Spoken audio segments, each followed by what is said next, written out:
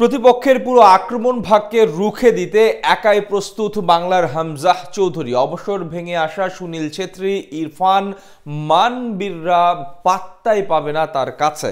25 March Hamza নামক দেয়াল গড়ে দেবে সবচেয়ে বড় ব্যবধান জানিয়ে মহা দুশ্চিন্তায় মেন ইন ব্লুরা।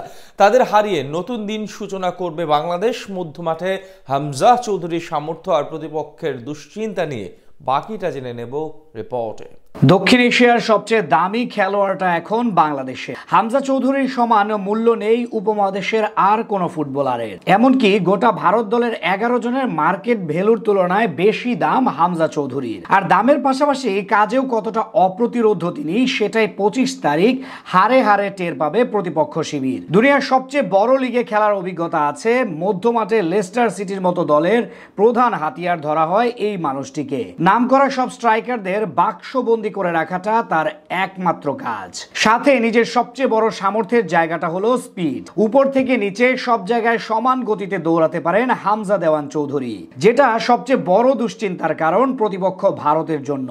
তার কারণে এখন ঘুম হারাম ম্যান ইন ব্লুদের। হামজা ঝড়ে ইতিমধ্যে কাঁপতে শুরু করেছে দক্ষিণ এশিয়ার ফুটবল অঙ্গন। তার অভিষেকের কথা শুনে অবসর ভেঙে ফিরে এসেছেন উপমহাদেশের সেরা স্ট্রাইকার সুনীল ছেত্রী। আগামী 25 তারিখ বাংলাদেশের বিপক্ষে প্রত্যাবর্তন করবেন অভিজ্ঞ এই ফরওয়ার্ড। এমনকি হামজার কারণে দুশ্চিন্তায় আছে ভারতের বাকি ফুটবলাররাও। মূলত তার পজিশনটা হলো মধ্যমাঠ, কখনো ডিফেন্সিভ মিডফিল্ডার, কখনো সেন্টার মিডফিল্ডার, আবার মাঝে মধ্যে দলের প্রয়োজনে খেলেন রাইট ব্যাক প্রান্তে। কিন্তু ভারতের বিপক্ষে 25 তারিখ শিলংয়ে তিনি খেলতে পারেন সেন্টার মিডে, যেটা কাল হয়ে দাঁড়াতে পারে প্রতিপক্ষের জন্য।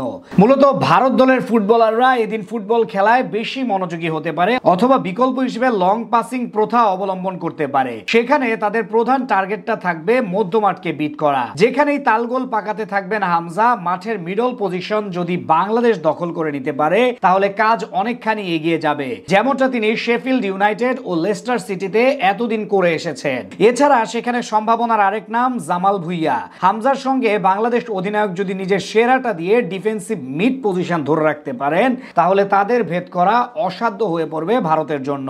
এছাড়া এই ম্যাচে হামজার আরো একটি ভূমিকা হবে সামনের দিকে বল সাপ্লাই করা, যেটা বাড়াতে পারে বাংলাদেশের স্কোরিং রেট। প্রতিপক্ষের কাছ থেকে বল কেড়ে নেওয়ার দিক থেকে বরাবর বেশ পটু তিনি। তাই ভারতের ফুটবলারদের কাছ থেকে বল কেড়ে নিয়ে যদি সেগুলো জায়গা মতো প্রেস করতে পারেন বা স্ট্রাইকারদের কাছে সাপ্লাই দিতে পারেন তাহলে ম্যাচের যে কোনো সময় গোল পেয়ে যেতে পারে বাংলাদেশ। ঠিক এসব কারণ নিয়ে এখন মহা দুশ্চিন্তায় প্রতিপক্ষ ভারত। এশিয়ান বাছাই পর্বে তাদের বিপক্ষে আগামী 25 মার্চ মাঠে নামবে বাংলার দামাল ছেলেরা, যেটি দিয়ে অভিষেক হবে হামজা চৌধুরীর। ভক্তদের আশা এখান থেকে উদিত হবে দেশের ফুটবল আকাশে নতুন সূর্য।